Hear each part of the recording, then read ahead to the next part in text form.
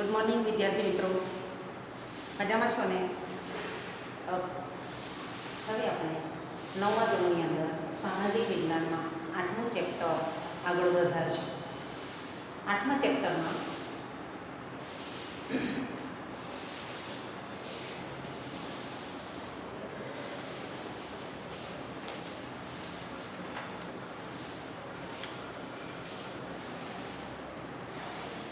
ભારતના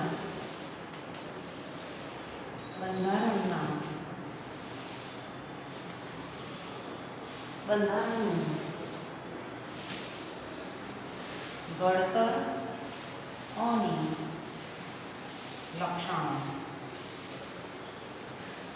આમાં આપણે આગળના મુદ્દાઓ જે ચર્ચી ગયા છીએ તે પછીના મુદ્દાઓને લઈશું. એટલે લેક્ચર 3 બનશે. પહેલાં 2 લેક્ચર હતા, ત્રીજા નંબરનું લેક્ચર છે.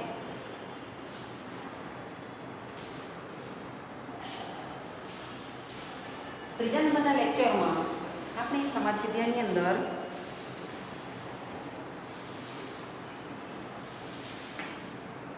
બંધારણના મૂળભૂત લક્ષણો જોઈ ગયા.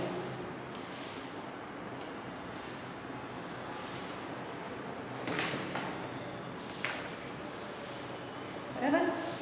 અને તેમાં છેલ્લો ટોપિક જોયો હતો કટોકટી વેળા એકતંત્રી વ્યવસ્થા. હવે સમવાય તંત્રમાં છઠ્ઠો મુદ્દો લઈએ તો દ્વિગૃહી પ્રથા.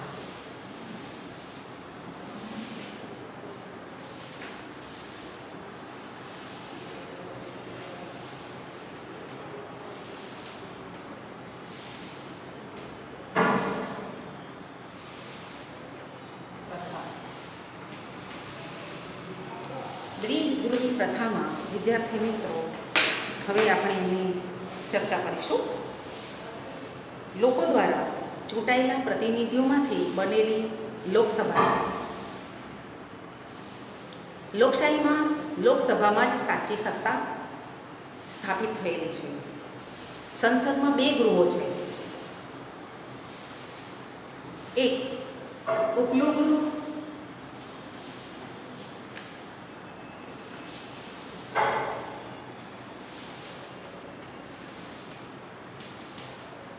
ને નીચલું ગૃહ. ઉપલું ગૃહ તે રાજ્યસભા કહેવાય છે.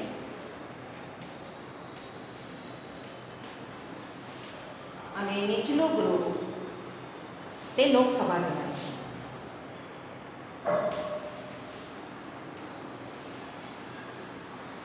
ઉપલું ગૃહ તે રાજ્યસભા, નીચલું ગૃહ તે લોકસભા. પ્રધાનમંડળની રચના સંસદના સભ્યોમાંથી કરવામાં આવે છે. પ્રધાનમંડળ સંસદને જવાબદાર છે. પ્રધાનમંડળ લોકસભાનો વિશ્વાસ ધરાવે ત્યાં સુધી જ સત્તા ઉપર રહી શકે છે.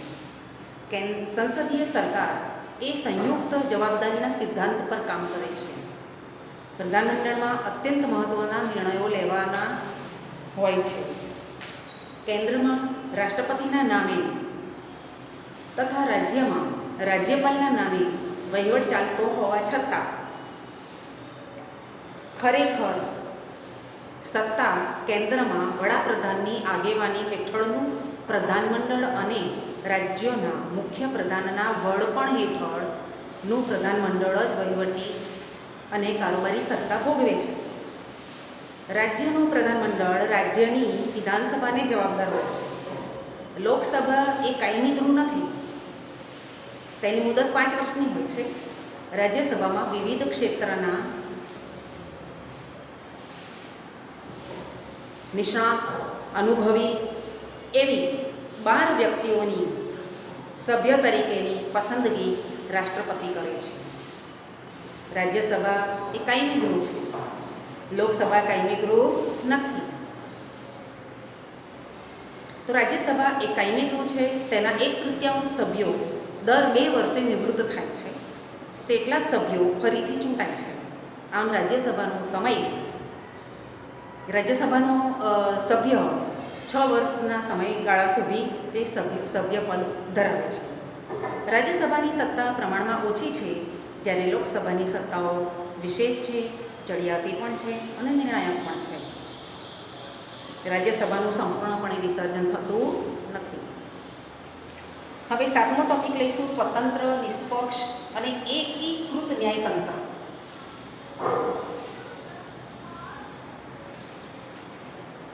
ન્યાયતંત્ર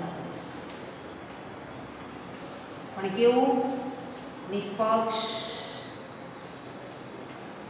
એકતંત્ર.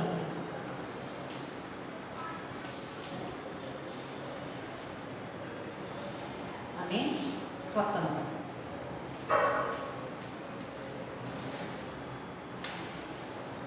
બંધારણીય જોગવાઈઓ અનુસાર ભારતમાં સળંગ, સ્વતંત્ર, નિષ્પક્ષ અને એકસૂત્રી ન્યાયતંત્રની સ્થાપના કરવામાં આવી છે, જેની ટોચે સર્વોચ્ચ અદાલત છે. પછી મધ્યમાં એટલે કે રાજ્ય કક્ષાએ વડી અદાલતો છે અને નીચલી કક્ષાએ જિલ્લા કક્ષાની અદાલતો છે અને તાબાની અદાલતો છે. આ ઉપરાંત વિશેષ અદાલતો પણ હોય છે. સર્વોચ્ચ અદાલતના ચુકાદા ભારતમાં આવેલ તમામ અદાલતો માટે બંધનકર્તા છે. સંઘ સરકાર, રાજ્ય સરકાર વચ્ચે બંધારણીય બાબતો અને કાયદાના અર્થઘટનો અંગે વિવાદ થાય તો તેના ઉકેલની અંતિમ સત્તા સર્વોચ્ચ અદાલતની છે. ન્યાયતંત્ર કારોબારીથી સ્વતંત્ર છે. બંધારણના રક્ષક અને વાલી તરીકે ન્યાયતંત્ર નાગરિકોના અધિકારોનું રક્ષણ કરે છે. વિદ્યાર્થી મિત્રો, જેમ જેમ ટૉપિક આપણે પૂર્ણ કરીએ ચર્ચામાં, તેમ તેમ તમારે તમારી નોટબુકની અંદર એક એક વાક્યને લઈને પુસ્તકમાંથી એક એક વાક્ય લઈને એનો એક એક પ્રશ્ન બનાવવાનો રહેશે. શક્ય એટલા પ્રશ્નો બનાવવાના છે. તમને આવડે એટલા જ બનાવવાના છે. જેટલું સમજાય એટલા જ બનાવવાના છે. પણ જેટલા બને પાઠ સંપૂર્ણ થતાં એક એક વાક્યના પ્રશ્નો બની ગયેલા હોવા જોઈએ. બરાબર છે. અને જ્યારે પણ આપણે કામ પૂરું થશે, પાઠ પ્રકરણ પૂરું થઈ જશે, તેમ આપણે આગળ વધતા જઈશું સ્વાધ્યાયમાં. હવે 8મો મુદ્દો છે બંધારણમાં સુધારો.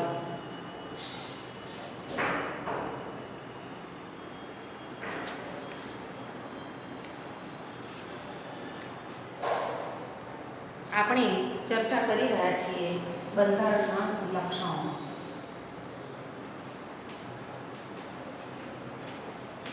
ટોપિક આ ચાલે છે. એમાં 6થો ટોપિક વિગૃહી, 7મો ટોપિક ન્યાયતંત્ર અને હવે 8મો ટોપિક છે બંધારણમાં સુધારો.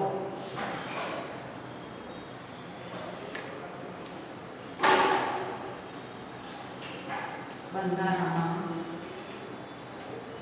સુધારો. શું સુધારા થયેલા છે બંધારણમાં તે આપણે જોઈએ.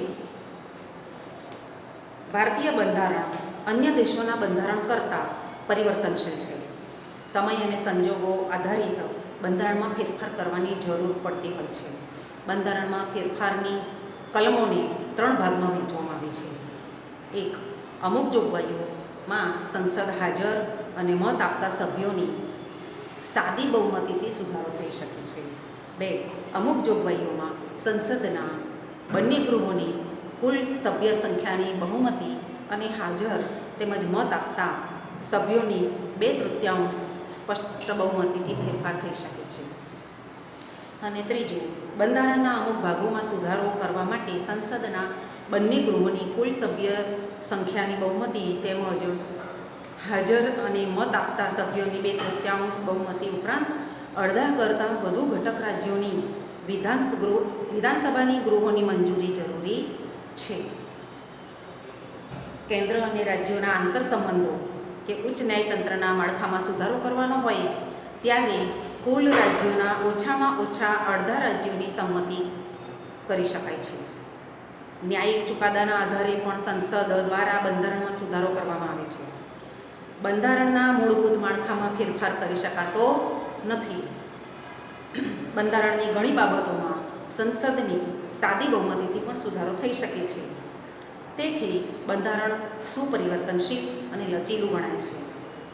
કેટલીક બાબતોમાં બંધારણની યાદીમાં યાદીની બહુમતીથી સુધારો થઈ શકતો નથી. રાજ્યોમાં અનુમોદન વગર સુધારો થઈ શકે નહીં. આમ બંનેનું મિશ્રણ ભારતીય બંધારણનું આગવું લક્ષણ છે. હવે 9મું લક્ષણ જોઈશું. વિદ્યાર્થી મિત્રો, ટૉપિક બહુ સહેલા છે. ફરી એકવાર તમે એનું વાંચન કરજો અને આગળ વધજો અભ્યાસમાં. 9મું લક્ષણ છે સાર્વત્રિક પુખ્ત મતાધિકાર.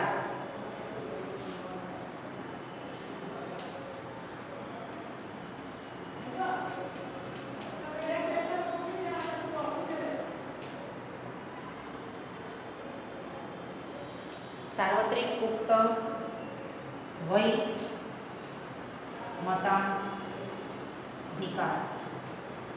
એટલે અધિકાર.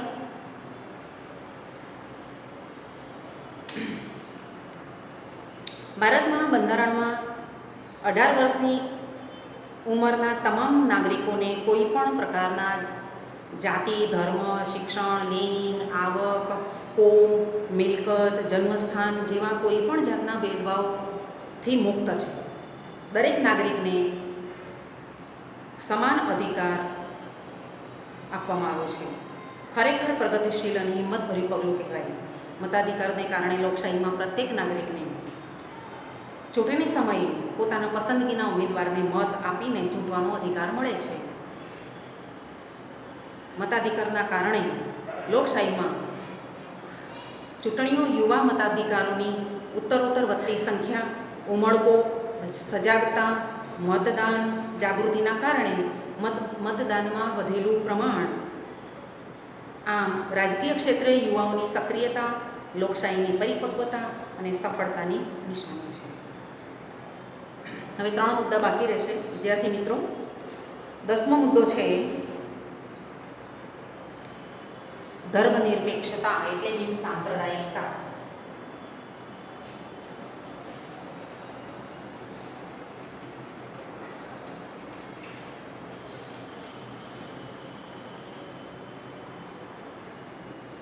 સંપ્રદાય એટલે ધર્મ અને બિન સંપ્રદાય એટલે કોઈ એક ધર્મ ન હોય તેવું.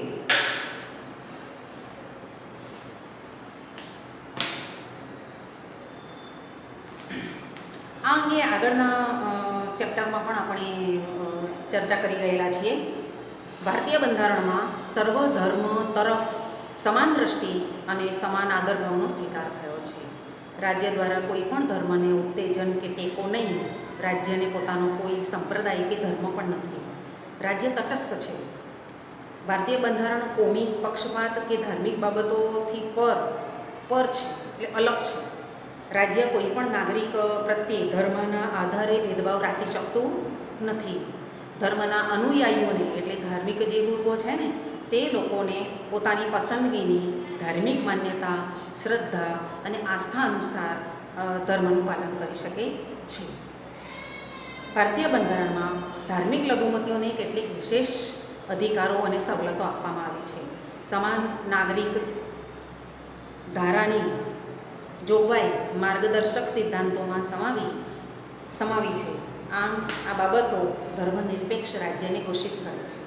એટલે આપણે આપણા દેશમાં કોઈ પણ ધર્મનું પાલન કરી શકાય છે. એમાં રાજ્ય સરકાર કોઈ દખલગીરી કરતી નથી. એટલા માટે આપણું રાજ્ય એટલે આપણો દેશ બિનસાંપ્રદાયિક દેશ ગણાય છે. હવે 11મો મુદ્દો છે અદાલતી સમીક્ષા. 11મું લક્ષણ છે અદાલતી સમીક્ષા.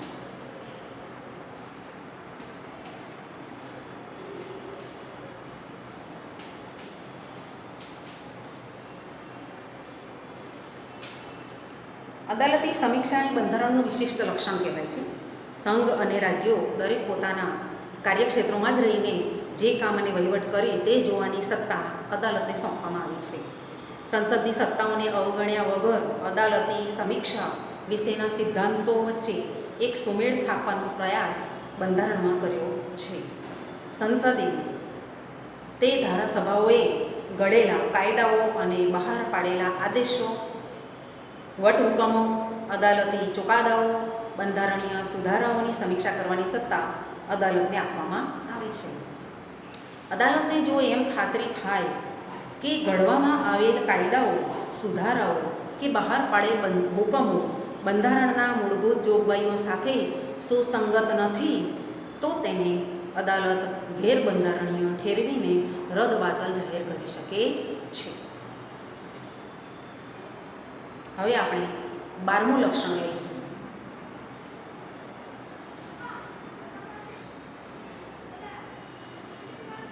બારમા લક્ષણમાં વિદ્યાર્થી મિત્રો નાગરિકના મૂળભૂત હકો અને ફરજો.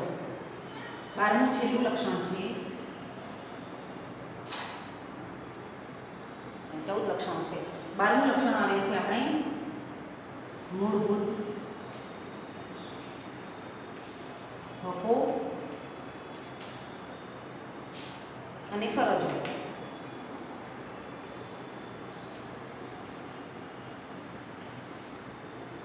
આપણે શું ફરજો છે અને શું હકો છે, આપણે કયા હક ધરાવીએ છીએ તે એના વિશે ચર્ચા કરીશું.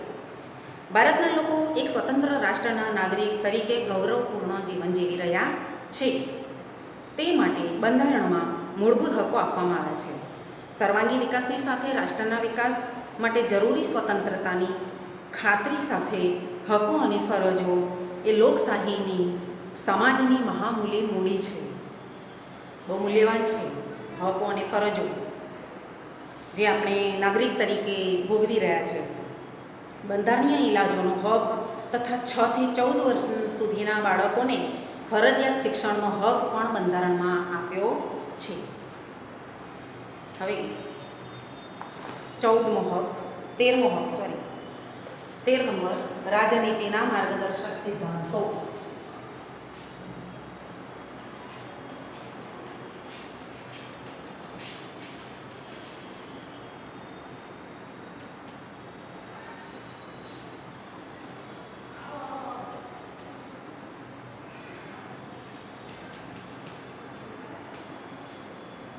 રાજનીતિના માર્ગદર્શક સિદ્ધાંતોમાં લોકોના રક્ષણ અને સલામતીની સાથે કલ્યાણ સાધવાનો પ્રયાસ રાજ્યે કરવાનો છે.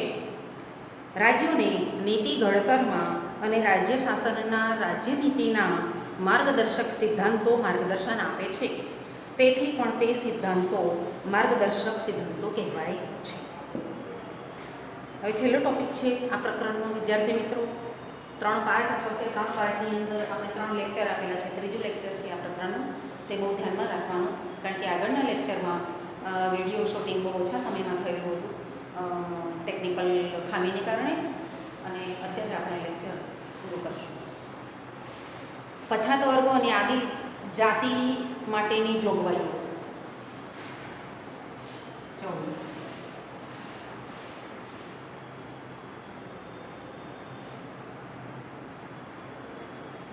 પછાત વર્ગો અને આદિજાતિની જોગવાઈઓ.